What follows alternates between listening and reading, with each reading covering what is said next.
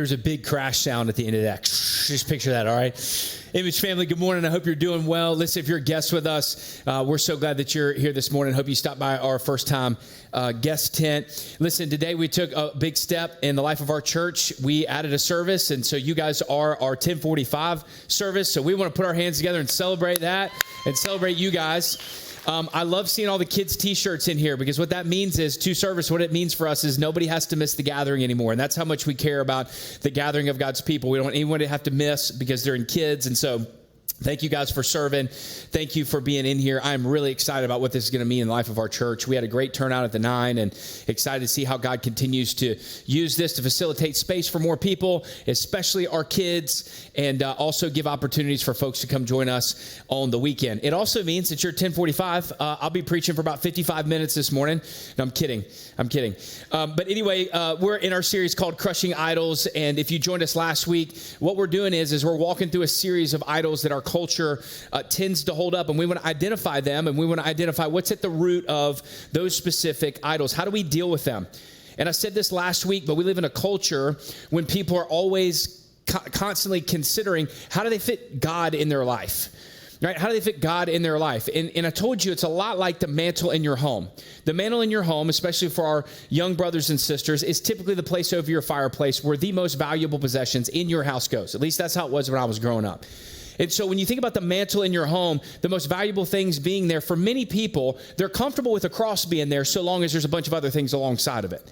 The same's true when it comes to our hearts, that our heart is like the mantle, right, of our lives. And so we're comfortable with God being a part of it so long as there's all these other elements attached to it as well that are sitting right there next to it. That's just a reality for us, and it's a reality for our culture. And so we want to look at what is idolatry and how do we deal with it as we walk through various idols. And I defined it last week, but I want to hold it up again this week. Here's what an idol is. As we jump in, here's what an idol is. An idol is anything in your life that you love and serve and look to more than God.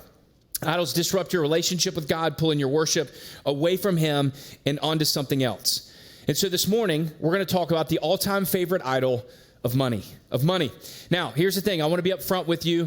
My goal is not to go after your money. We don't need your money. We believe in God for the sustainability of this church, and we believe that with or without your money, that God is going to provide for us and for this church. He's the one that builds it, not you. And so my hope this morning isn't that you'd open up your wallet, but my hope is that you'd open up your heart. That you'd open up your heart this morning and see who Jesus is. Our goal in this series is to crush idols that infringe on the lordship of Christ. And the reason why money is so important when it comes to idolatry is that it is the root idol that so often feeds a lot of the other idols in our life. For example, money gives us the ability to buy stuff, to buy houses, to buy cars, to buy clothes, even to buy comfort and power and control and security. See, money is the idol that feeds all of those different idols. And if we're not careful, what we'll find is that the things that we think that we own will begin to own us. And so that's why it's important that we deal with the idol of money, which is the root of those things. Now, I know if you're a college student and you're here, you're like, oh, bro, this ain't for me. I don't have any money. We know. Don't worry. No, it's okay. I'm kidding. But I know a lot of you work a job, man, or you're getting an education to be able to do what? To be able to earn money, right? And so what our hope is this morning as we walk through this is that you walk away understanding what a good thing is and not making a good thing a God thing. So often we take things like the resources of money, and it's a good thing, and we turn it into a God thing. So today is just as much for you as anybody else, okay? Well, listen, if you got your Bibles, Luke chapter 19 is where we're going to be. Luke chapter 19.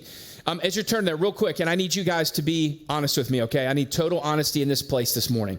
I need you to raise your hand if you like Taylor Swift, okay? All right, I see a couple dudes' hands up. I need to take y'all hunting. No worries. We'll take care of that. All right, Taylor Swift fans, right? So here's what happens. Here's this whole movement that we're a part of. And if you're in a different generation, let me bring you into the movement, is that there is this singer named Taylor Swift. And so what happens is people listen to her for the first time. They experience her music for the first time. They have an encounter with her, and they're just drawn in, right? Because here's what happens. You go from listening to a song to becoming a Swiftie.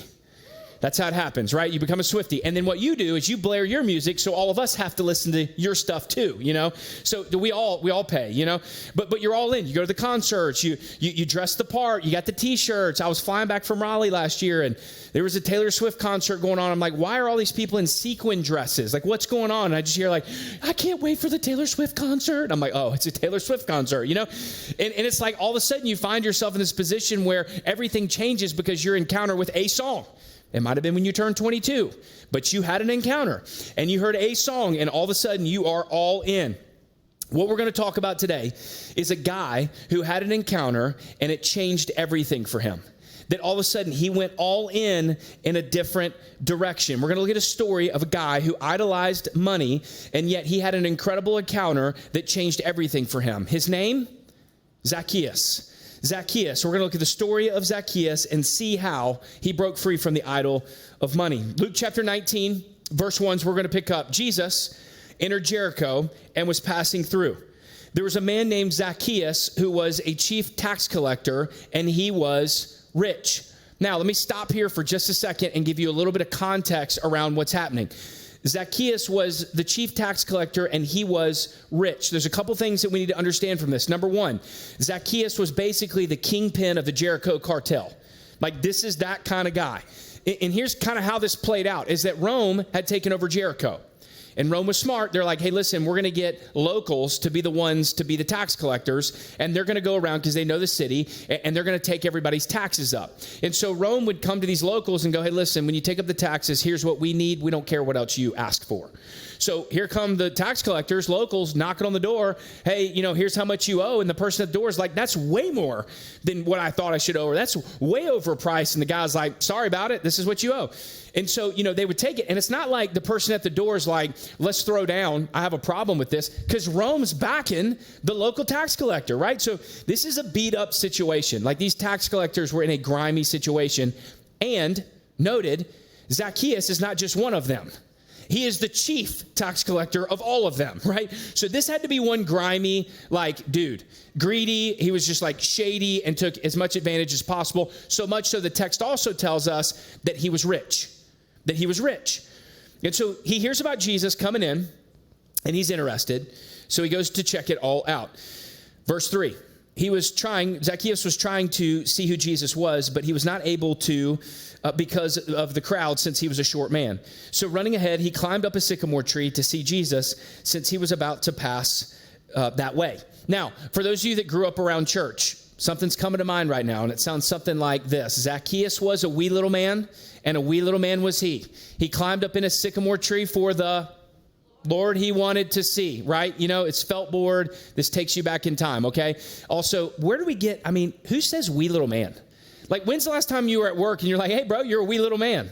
That's weird, okay? But that's the song so many of us grew up singing with the felt board to go with it, that's him, though. This is the guy. That's where the song came from. Verse 5. When Jesus came to the place, he looked up and he said to him, Zacchaeus, hurry and come down, because today it is necessary for me to stay at your house. So he quickly came down and welcomed him joyfully. All who saw it began to complain. He's going to stay with a sinful man, they said. Now, I don't want you to miss this, because this is so incredible here. The man that everybody said was a sinner, the one who was greedy, grimy, and who was shady, is the very one that Jesus says, hey, man, I need you to come down because I got to go to your house today. And in this, we get a glimpse into the heart of Jesus. Right? Jesus doesn't call him out and be like, hey, you're shady, change some things, then I'll come hang with you. He says, I am coming to you exactly as you are. They're saying sinner, and I'm saying that's the one I want to spend time with. We see a glimpse into the heart of Jesus. Family, listen, Jesus comes to you exactly as you are this morning. And look at what happens in verse 8. But Zacchaeus stood there and said to the Lord, look, I'll give half of my possessions to the poor, Lord. And if I have extorted anything from anyone, I will pay back 4 times as much. Today, salvation has come to this house, Jesus told him, because he too is a son of Abram. For the Son of Man came to seek and save the lost. All right, so here's what we want to do. I want to hold up 3 things for you that we can learn from Zacchaeus' encounter with Jesus, all right? Number one is this.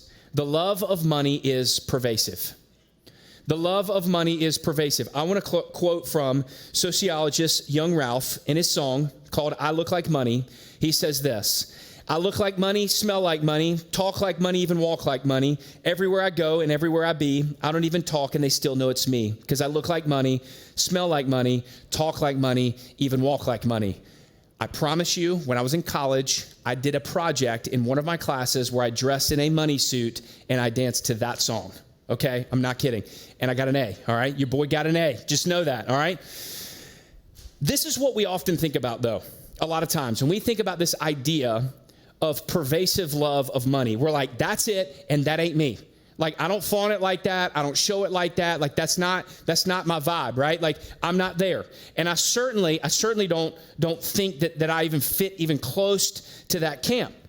And we look at things like that, and we just kind of disconnect ourselves and be like, yeah, I don't have the pervasive love of money. But here's the thing.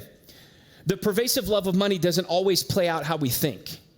See, the love of money can often reveal itself more in what we sacrifice for it than what we gain from it. So often what can happen is that the love of money can often reveal itself more in what we sacrifice for it than what we gain from it. See, money was a pervasive idol for Zacchaeus, and one of the ways we see that is he was willing to give up everything for it. Keep in mind, he was willing to rip off his own people, steal from his own people, shortchange his own people, give up his own people as friends, right? Like, he turned his back on everything to go after the dollar, his reputation, his relationships, all of it. Don't care. I'm going after money. See, here's the thing about idols, is that idols will always demand sacrifices. They will always demand sacrifices. And most of the time, those sacrifices will be harmful to you and harmful to the people around you. See, for some of you, you're here this morning, and when it comes to money, you're sacrificing your family. You're overworking. You're not present. You're not dating your wife. You're not present in the life of your kids because you want money more. You care more about going after the dollar than being present at home, right? And your driver for everything is like, man, I got to get this money. I got to get this money. It's my objective, and I don't care if my family rides on the side. We're not talking about surviving here, right? Like making enough to support your family and doing whatever it takes. We're talking about beyond that, right? Where you're like, I got to get this money in order for me to keep moving forward, and I care more about this than I care about my family. For some of you, you sacrifice your friendships. You don't have hardly any because you're so tied up in your job. You're so tied up in trying to make money and earn money that you have no time for friendships. You don't love friends. You don't serve friends. You can't do any of those kind of things. For others of you, it's your relationship with God. If you're honest, you don't even have it. Like, you don't even know what that looks like. You really don't have the capacity for that because your eyes are set on one thing. Your eyes are fixed on money. Your eyes are more concerned about money. You got to go get money. You got to have more. Right? You got to get above and beyond. You just got to keep going. For others of you, you're sacrificing when it comes to the church, right? You're too consumed with going after the dollar to be present here on the weekend or make it a priority or invest in serving here in the next generation or with our guests or being a part of the ministries that happen, right? You don't care and you don't have time for it because it's like, man, I got to get money. For others of you, you're sacrificing your character. You're willing to cheat on your taxes, cheat at your job, take a shortcut, cut a corner, berate somebody at work, or talk bad about them so that you can get that promotion. You can take that next step. Why? Because you want more money. It's not that you just want to work at your job to be good at your job, but you actually, the root of it all is this desire for more money. And sometimes we even sacrifice the love and care of others, right? We hoard our money and use it on ourselves instead of loving and caring and serving on other people. See, here's the thing that we see from Zacchaeus and his story is that it didn't matter how much money Zacchaeus had. It didn't change the fact of what he had to give up in order to get it. And the irony is he gave up all that stuff and the dude still had problems. I think a lot of times we feel like we have more money, less problems, but I think there's a song that says mo money, mo problems. You know what I'm saying? Like, that's a reality. It's just true when it comes to having more money. We have more problems. And I think for so many of us, we believe the lie that more money means that things are going to kind of, like, oh, it's going to be better. And it's just not the case. Money will not solve all of your problems. If anything, it's going to create more of them. See, money was what Zacchaeus' life was all about. His life revolved all around money. It was the primary influencer in his life. It was the thing that he served. It was the thing that determined how he lived. It was the driver for what he did, what he gave up, how he oriented himself in society. Like, it was the thing. Like, my dude is willing to go door to door and knock on the door and be like, you owe this much. And they're like, I know I don't owe that much. And he's like, pay up or else. He's willing to do that, right? Like, knowing that, like willfully going to the door and ripping off your people, right? What's the motivator underneath that? What's the driver? Money. Money. He wanted more money, so he's willing to do whatever it takes. Is that true for you? Is that true for you? Does money or the pursuit of money influence you more than the pursuit of Jesus? That's the question. One of the ways to get there is ask yourself, which one do you serve more? Money or Jesus? Right? In Matthew 5:24, Jesus himself says you can't serve both God and money. So ask yourself the question, which one are you willing to sacrifice for? Because whichever one you're willing to sacrifice for, that's going to determine what you truly serve and who you truly serve. What is it? Now, I know for some of you, you're thinking, well, money's not really something that's pervasive in my life. I work a 9 to 5, I make a modest income, and I live within my means. I'm certainly not rich, and I sure as heck don't act like Zacchaeus. Like, I'm not ripping people off. Like, this is not really for me, I don't think. Well, here's what we have to understand is at the end of the day, our problem isn't the amount of money that we have, but it's our mindset toward our money. Our problem is not how much money we have, it's our mindset toward our money, meaning regardless of the amount that you have, there can still be an issue of the idolization of money. So let me ask you this question. What is your mindset toward money? What is your mindset toward money? Zacchaeus had a miss when it came to his mindset on money, obviously. Right? His mind was set on that thing. And here's the thing that we got to understand. Greed, which is the sin that fuels the idolatry of money, is different than any other kind of sin. In fact, Jesus says in Luke chapter 12, verse 15, to watch out that you don't become greedy. Now, he doesn't say this about things like adultery, right? He doesn't say, watch out that you don't become adulterous. Why? Because nobody just wakes up one day and all of a sudden looks over and goes, that's not my spouse, and finding themselves in an adulterous relationship. That just doesn't happen, right? You know that. You know what's happening. You know what's going on. There's a cognitive awareness. But greed's different. It hides itself and blinds you in a way that adultery and other sins can't. And so for some of you, maybe it's not the pursuit of money, but it's how you're managing your money. Maybe it's not like, man, it's the only thing that drives you, but it's like, how do you manage your money? Writer Marshall Siegel says this. He says, there's a brand of budgeting that wears the heroic cape of Christianity while masking a secret infatuation with money. A love of money can look like a love to have or a love to spend. A love to have or a love to spend. One of the ways to think about it is like this. What does your budgeting say about what you value most? What does your budgeting say about what you love and where you look for happiness? What is the way that you spend your money show to your friends and your coworkers and your neighbors? About this, parents, what is the way that you spend your money show your kids? What does it reveal to them? Y'all listen, the love of money can be masked in saving. Just because you spend less doesn't mean that you love money any less. If your security in life comes through your ability to save money, then it's an idol. It's an idol. And for many of us, it's like, man, well, I don't spend like extravagantly. And I'm just kind of like, I'm good. But man, you save.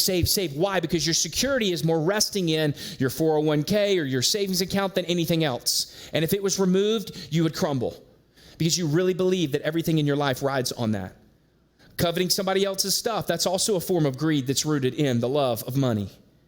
How often do we see something somebody else has? Like, man, I want that. I wish I had that. And you start resenting them for having that.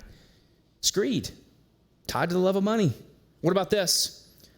You ever struggle with contentment? You struggle with contentment?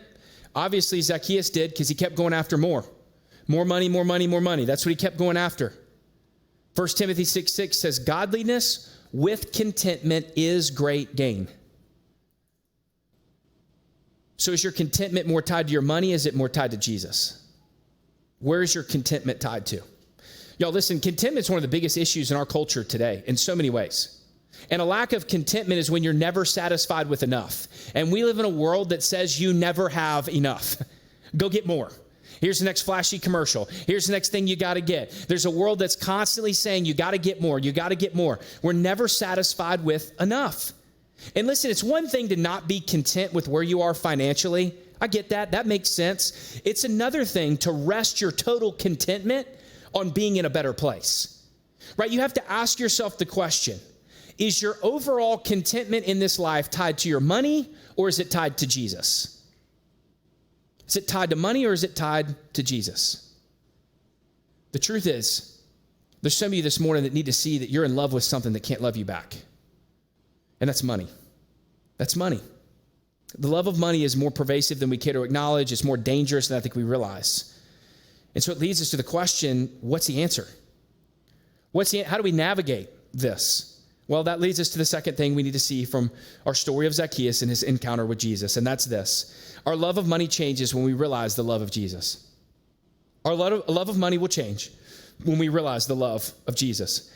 In verse 5, we see the intentionality of Jesus with Zacchaeus when he says to Zacchaeus, he says, hey, hurry and come down, because today it is necessary for me to stay at your house, right? That word stay literally means to lodge. It means to reside. This is not just a quick meal or a hang for a second or a cup of coffee. This is Jesus taking up room and board at this guy's house.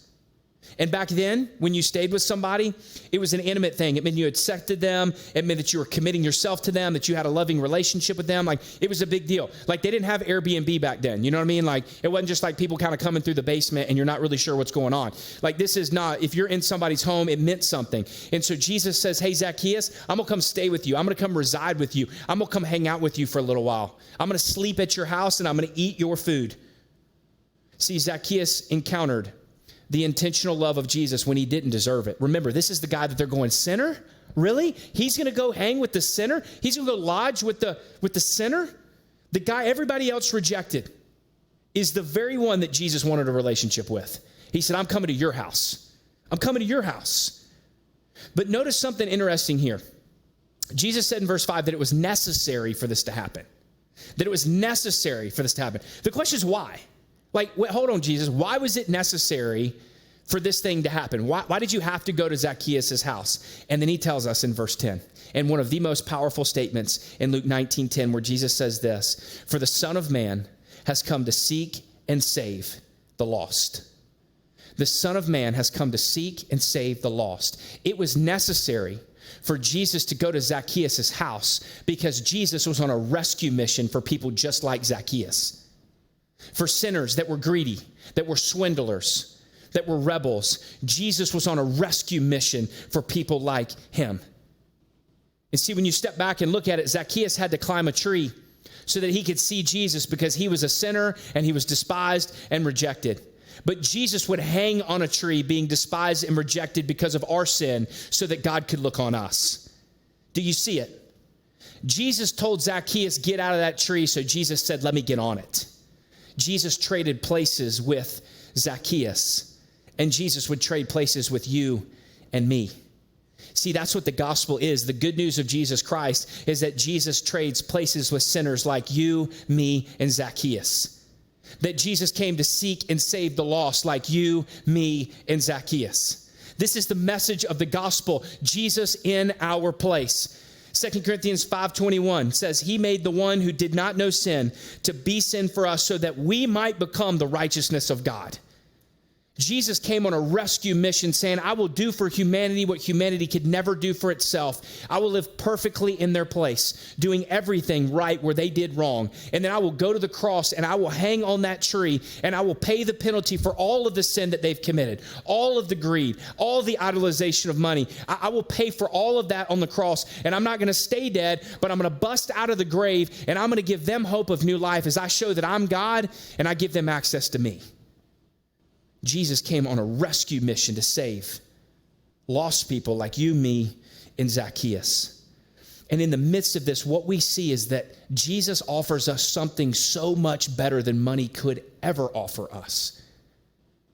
Money just offers us circumstantial changes. Jesus offers us a supernatural change. Money offers us a temporary fix. Jesus offers us an eternal residence. Like everything changes when you see the love of Jesus, that he would look at you in the midst of your sin, in the midst of wherever you are in your rebellion, no matter what you walked in here with, and Jesus is looking at you saying, I'm coming to you exactly as you are. I'm not asking you to clean yourself up. I will clean up your life. I will take it all on myself in your place. And in that, we see a love like we can't experience in anything else. I said earlier that a lot of you are in love with something that can't love you back. Money can't love you back, but Jesus can. In fact, Jesus loved you first and gave you the chance to love him back.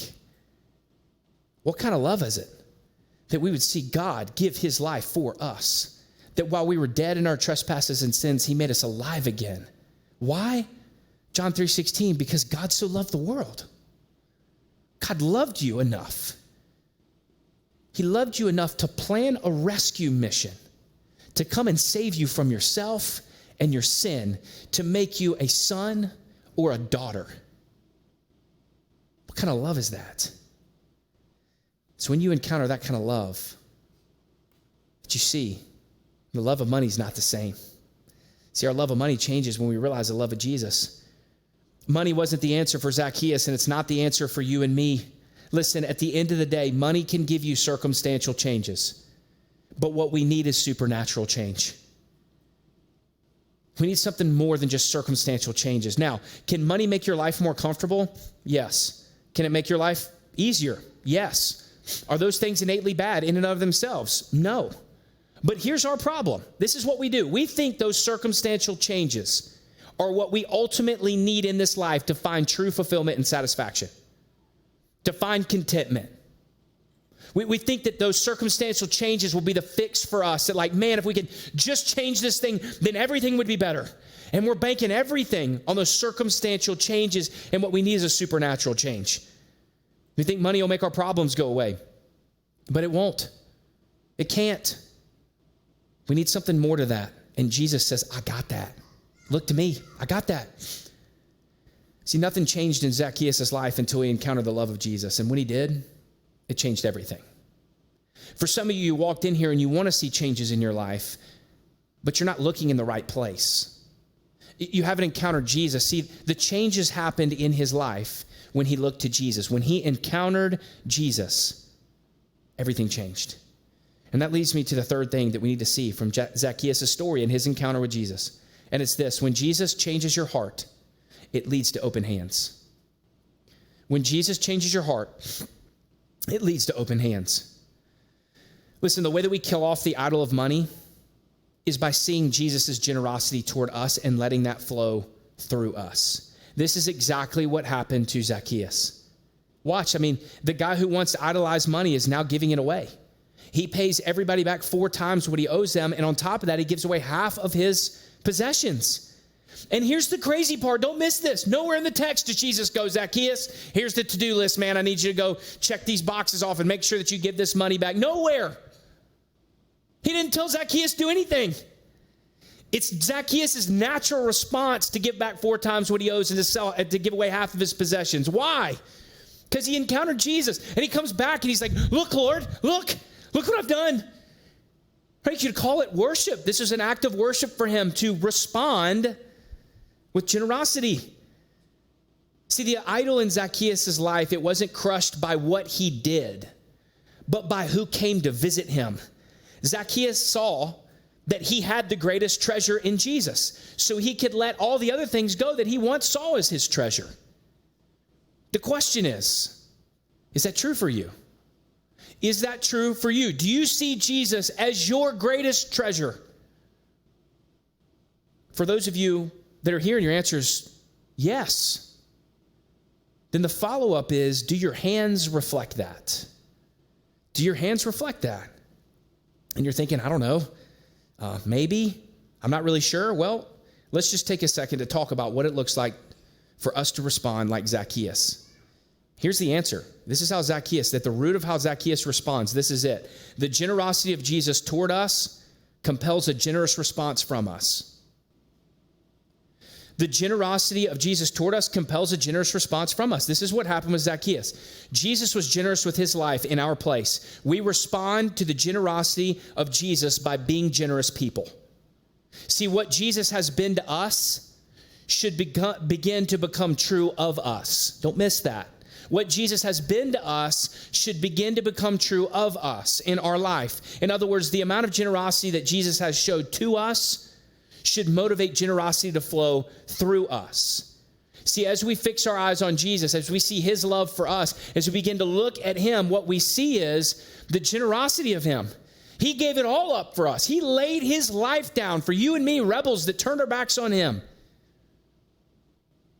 So generosity from Jesus compels generosity from us. Kent Hughes says this: generosity is a sign of a regenerate soul. There's no such thing as a Christian Scrooge. We may know some Scrooges who claim to be Christians, but I don't think you can claim to really know Christ and be a stingy person. The gospel opens our soul, and with it, our hands.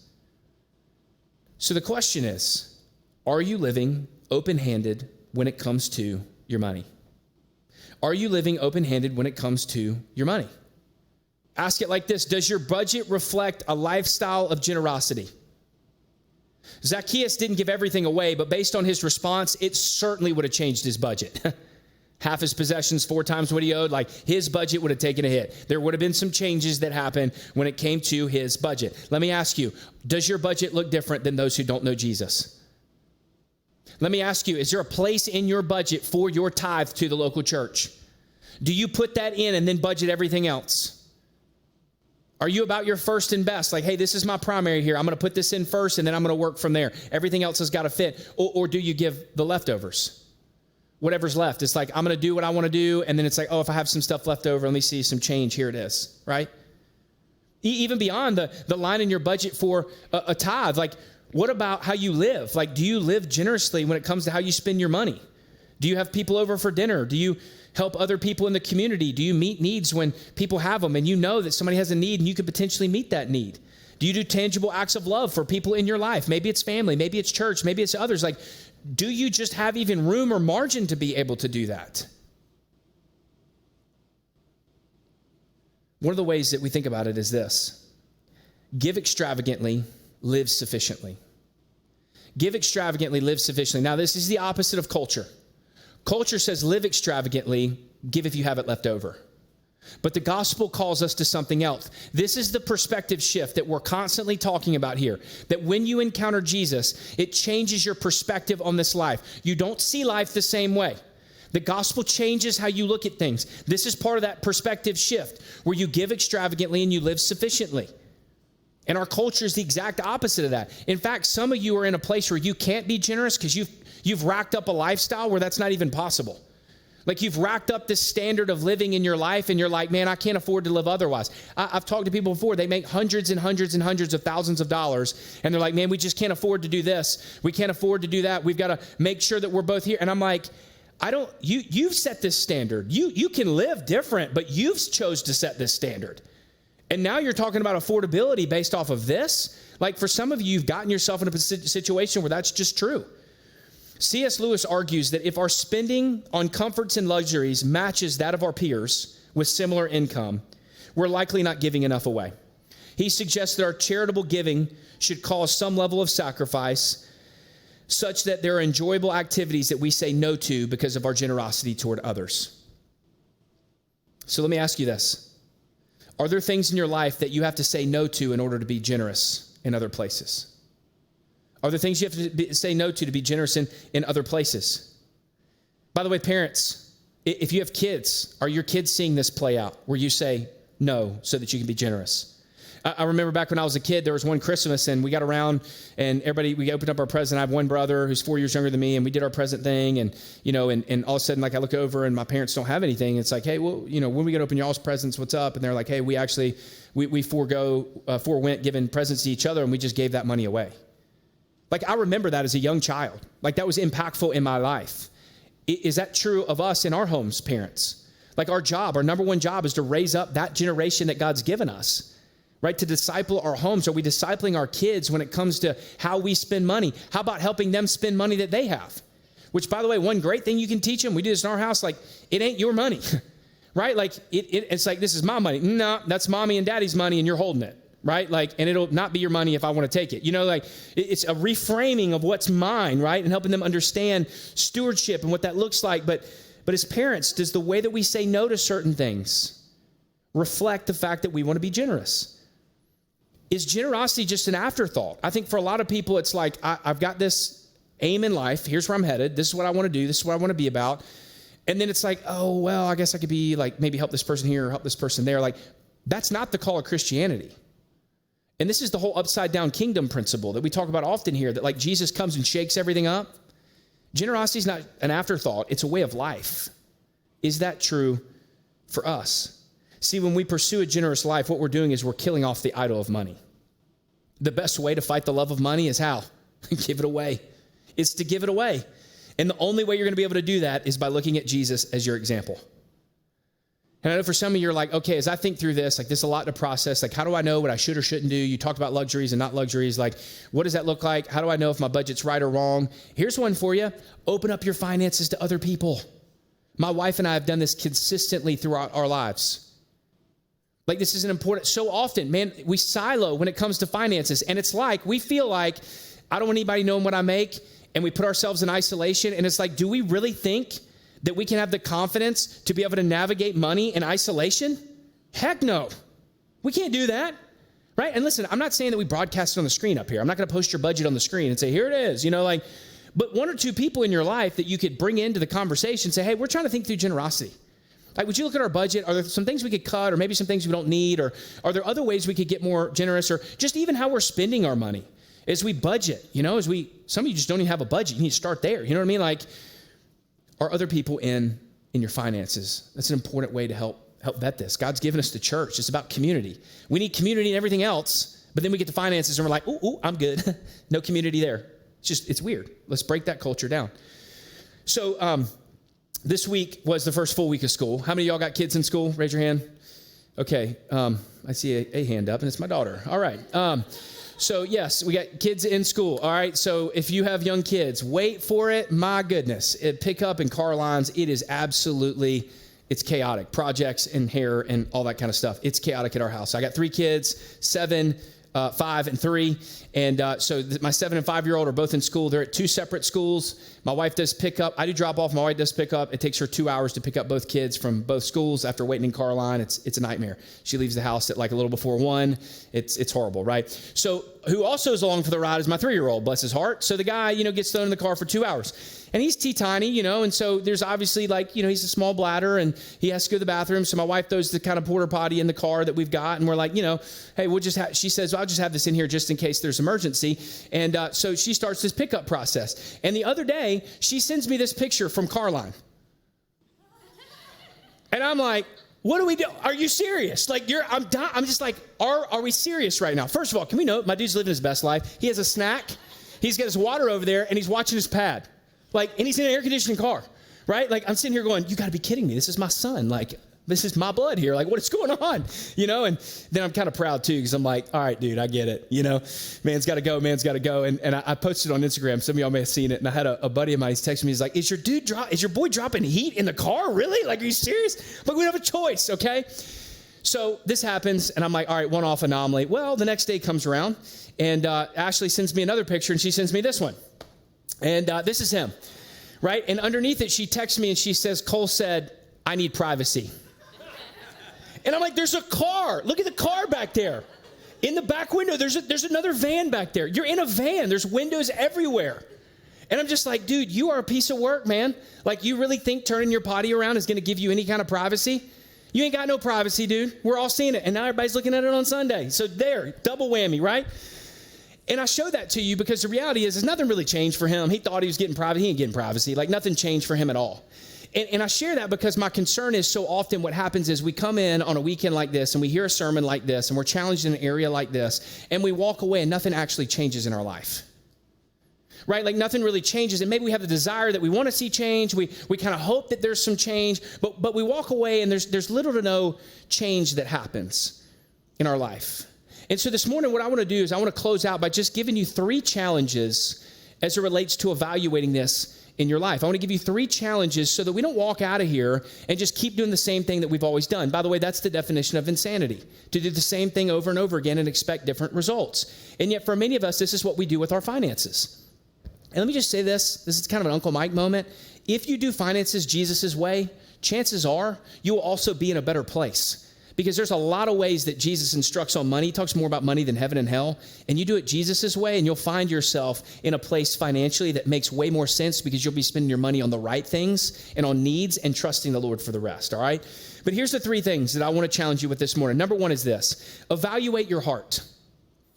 Evaluate your heart. Reflect on your priorities and your desires.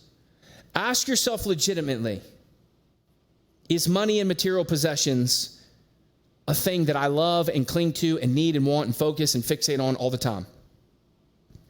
Ask yourself the question, am I really working because my job is worship or because I genuinely want more money because I feel like I need it? Right? Is there a status attached to it? Like, ask yourself the heart question of like, why am I working? Why are we overextending ourselves? Do we actually need it?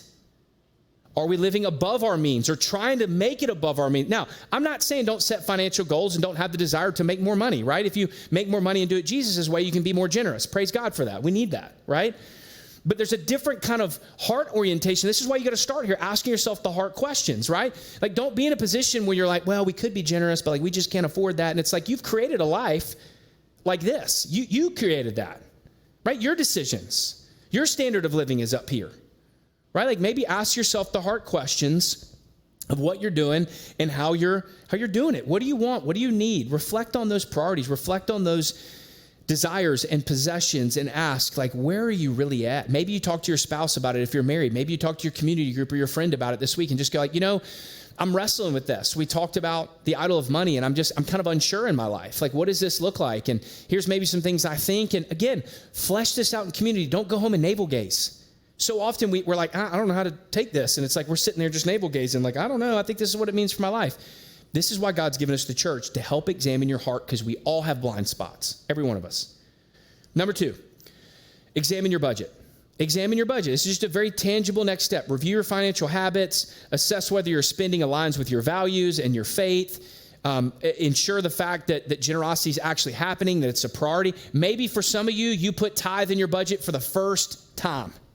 Or something working toward a tithe. Tithe just means 10%, right? You're working towards something like that. Maybe you're there and you go, man, we can increase that, or whatever that looks like. Maybe it's starting somewhere. Maybe it's creating a hospitality line. Maybe it's creating a giveaway line or needs of the hour line or whatever it is. Maybe it's just creating margin. It might actually be creating a budget so you actually have margin, right? So that you can be generous. Examine your budget. Examine your budget. Number three. Take a step of faith. Take a step of faith. Any action step that you take forward is a step of faith where you're saying, God, I trust you that you're better. I trust you that your way is better. And I trust you to guide me in this process. Make a tangible change in your life. Choose a specific area where you could reduce spending or redirect funds or give community support. Like, look for a way that you can specifically do this. And it may be just one of those areas we talked about. I'm going to start a budget. I'm going to set aside a tithe in a budget. I'm going to go above and beyond in my budget, right? I'm going to create more. There's so many ways that you can take a step. Just take a step and trust that you're taking a step of faith. We're not doing this so God goes, awesome job, realigned your budget, way to go. That's not why we're doing it. We're doing it because Jesus said, I laid my life down for you, and I love you. Right? And so we're saying we want to respond to you. And so Jesus, help us respond by being generous people. We're not doing this for God. He doesn't need generosity from us. He wants generosity for us because it does something in our own hearts. Right? So we want to be people that are generous, that live open-handed lives. The way that they used to, I think they still do it in some places, but they would trap or catch monkeys, is they would bury this vase in the ground, and the vase would kind of bottleneck up. And so they would put food in the bottom of it, and the monkey would come in, stick their hand in there and grab the food and go to pull their hand out, and they couldn't get their hand out. And like literally that was it. There was nothing else. There's no other kind of booby traps or whatever. Just kind of, and so the monkey would stay there, and the captor would come and just grab the monkey and take it off, and that was it. Sorry, bud. All because he wouldn't open up his hand. And the truth is, a lot of us live like this, right? See, for the monkey, the very thing that he thought would bring him life is the very thing that led to his destruction. For many of us, the very thing that we think will bring us life in money is actually the thing that will lead to our destruction. And the answer is open hands. The answer is open hands. And for some of you this morning, you need to open up your hands. You need to remember the generosity of Jesus toward you and allow that to compel you to be generous You need to see Jesus as the means and the motivation, y'all. We talk about it every week. This is why the gospel is not just the start of the Christian life, but it's the essence of the Christian life. For you to walk in generosity, to practice generosity, you have got to look at Jesus. You've got to lean into Jesus. You can't do this on your own strength. There's nobody, not even crazy people, that would want to live a generous life apart from Jesus. Jesus is the means and the motivation. See, when Jesus is at the center of your heart, it'll lead to open hands. It'll lead to open hands. Let me close with this final question. Does the way that you view and handle money look different as a result of your encounter with Jesus? Does the way that you view and handle money look different as a result of your encounter with Jesus? For some of you this morning, you need to encounter Jesus for the very first time. You need to surrender. Jesus, I surrender to your generosity. I surrender all that I am to you. And you need to experience the generosity of Jesus for the very first time. For others of you, you're at a place where, man, you've idolized money. And this morning, this is prayer place right here. We just create this as an altar of prayer, and you need to come forward and just repent. God, would you help change my heart? I see where I've clinged to money. I see where I've worshiped money in so many ways. I see how it's been a part. I need you to break the chains of money in my life. Would we fix our eyes on Jesus this morning? Father, I pray you do work in this place. For the sake of your goodness and your glorious name, would you help our hearts to respond to your grace and your mercy and your love? And would we be a group of people that live open-handed lives in response to the way you've been open with us, laying it all down in our place? And it's in Jesus' name we pray. Amen.